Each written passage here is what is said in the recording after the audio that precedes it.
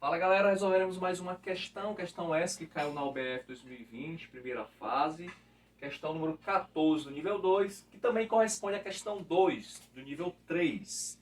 Uma massa gasosa, considerada ideal, numa pressão P0 e numa temperatura T0, expande de forma isobárica até ocupar o dobro do volume. Em seguida, esta massa sofre a realização de um trabalho de forma isotérmica, passando a ocupar o volume inicial.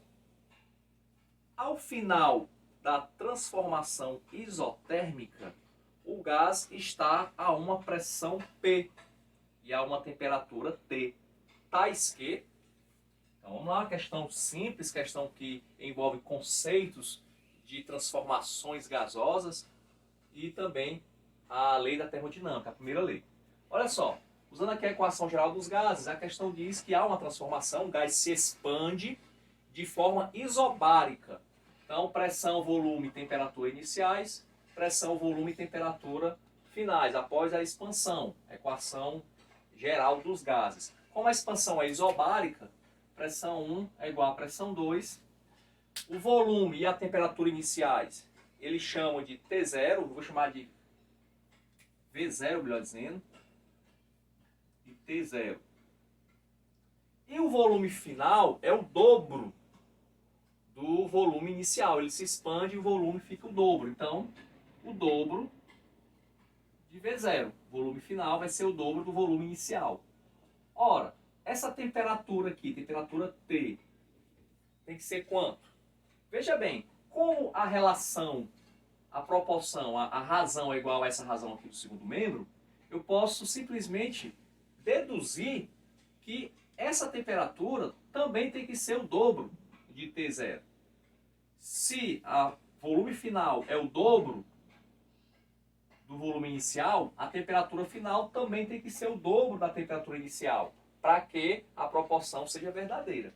Se não quiser deduzir, você pode fazer matematicamente mesmo, cancela o V0, aqui você tem 1. Então, T vezes 1 é igual a 2 vezes T0. Então, a temperatura final também é o dobro, como eu falei anteriormente. Então, a conclusão que eu chego é que temperatura final é maior que temperatura inicial. Depois disso, depois dessa expansão, o gás vai sofrer um trabalho. Quando o gás sofre trabalho, isso quer dizer o quê? Que há um trabalho externo que está sendo realizado sobre o gás. O volume desse gás vai ser diminuído. Vai diminuir e vai voltar ao volume anterior, como a questão informa. Então nós temos aqui um êmbolo, só um exemplo, o gás confinado nesse êmbolo, o trabalho sendo realizado, e é um trabalho sendo realizado em uma transformação isotérmica. Numa transformação isotérmica, a temperatura não muda.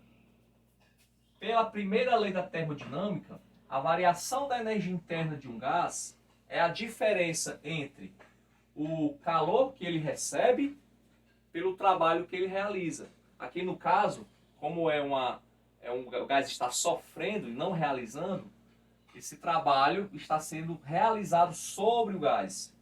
Então, o trabalho agora é negativo.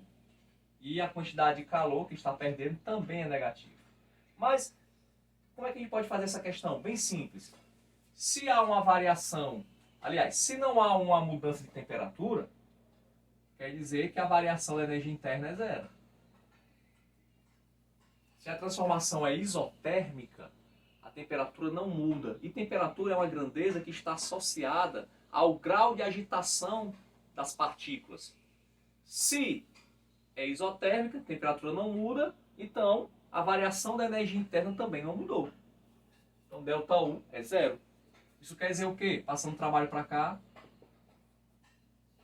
quer dizer que o trabalho realizado sobre o gás é igual ao calor que é dissipado para o ambiente. A energia que o gás recebe em forma de trabalho, ele gasta em forma de calor para o ambiente. Por isso que a temperatura do gás não muda.